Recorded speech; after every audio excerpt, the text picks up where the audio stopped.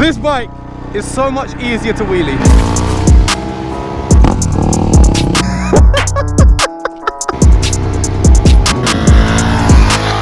Welcome to another video. The sun is beaming. Ah, my eye! Oh my god! I saw that like flying in. I'll go put the goggles on. I can see these bugs flying. No, he's not gonna do that. He is not. Ah! What's going on? Anyway, the question I've been asked a lot, by the way, this is a popular question. What's the difference between a 450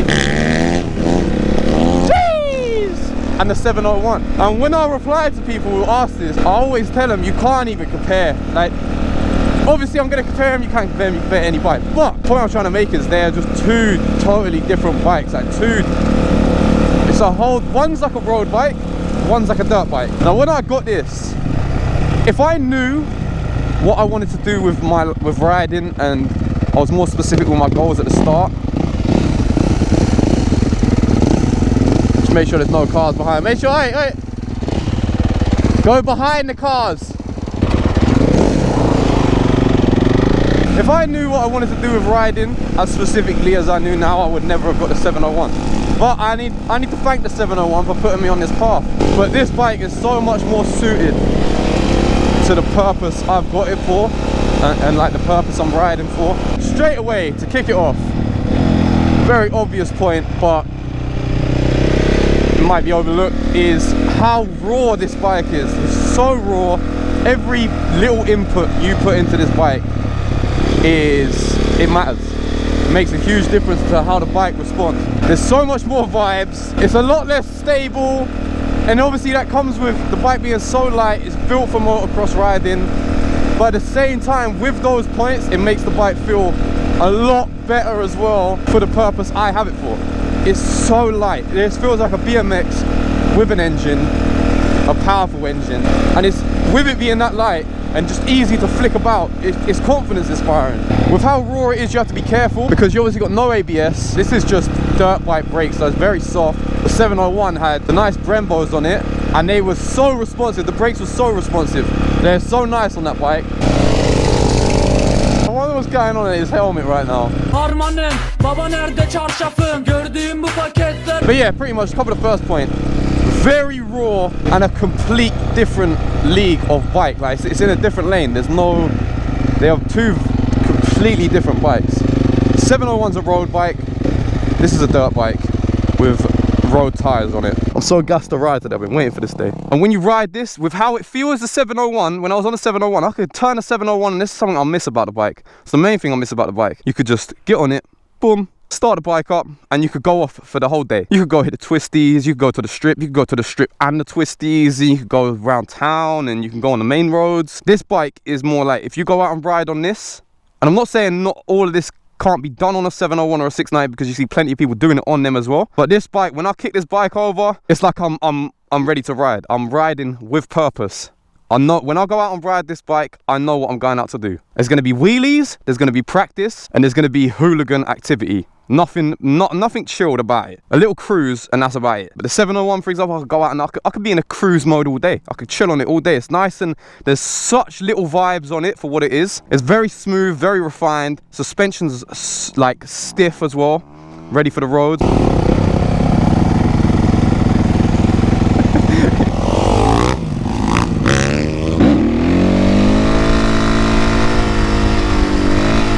This bike is so much easier to wheelie. I'll say that. It's all the same thing, obviously. Balance point's balance point. And the 701 is easier to wheelie than most road bikes as well, I will say that. Like I was saying, balance point is balance point, but they're so much lighter. And like I said, it inspires so much confidence.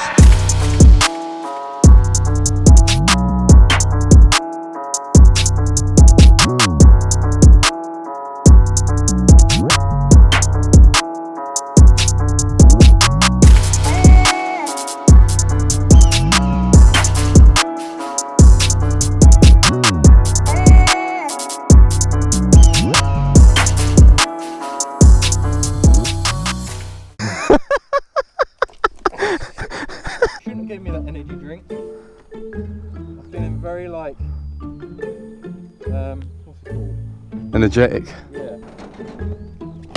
Oh.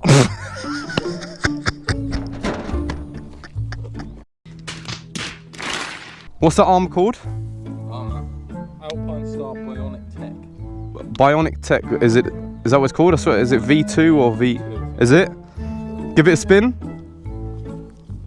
Cool. Guys, this is the armor. I would suggest this armor. Mine, I went for a cheaper option, save myself £50. As long as it protects. But this one fits a lot better. The back protector looks better. Sheesh. Yeah, the 701 is very heavy, and also the balance point is a little bit lower as well, as what I felt like when I was riding it. It felt very different to this bike. As soon as I got on this bike, everything clicked. But like I said, it can all be done no matter what bike you're on. With that being said, oh my god, how am I gonna do these coasters?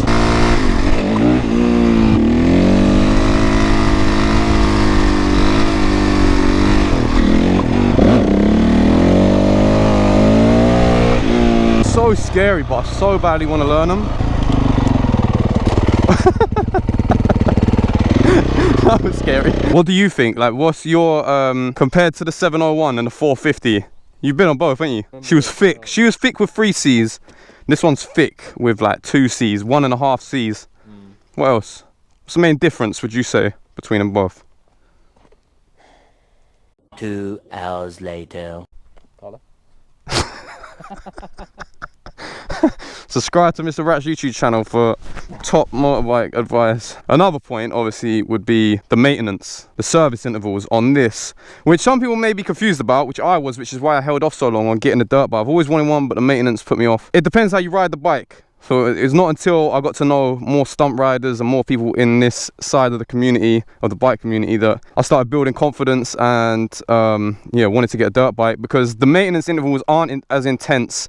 A lot of people are going to know this, but if you don't know this, they're not as intense as they say in a manual, because the owner's manual is focused towards racing. So you're always pinning it, you're putting the engine under that stress, which is built for. But if you're casually riding it and stunt riding, or just casually riding it about, you don't need to maintain it as intensely. Always stay on top of the oil, but for example, the valves recommended every 50 hours to check the valves, whether or not they need adjusting.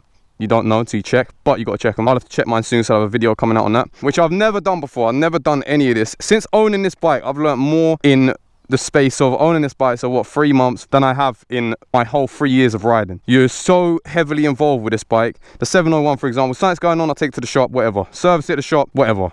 This bike is just, I'm hands-on, I'm confident to work on. Main thing when I was working on, well, I went to work on a 701 when it broke. The moment I was working on it and speaking to people, every single person I spoke to who's dealt with Huskies and KTMs all told me to be careful. So it didn't really fill me with confidence. And it's a very expensive bike as well at that. It's like £7,000 roughly you'll be paying for one of them. These you'll get for very cheap, but then obviously they come with a cost of, not cost as in money, maintenance, but cost as in time, maintenance. So you have to be hands-on, but it's just good to know. It's good to know you can do this, it's good to learn.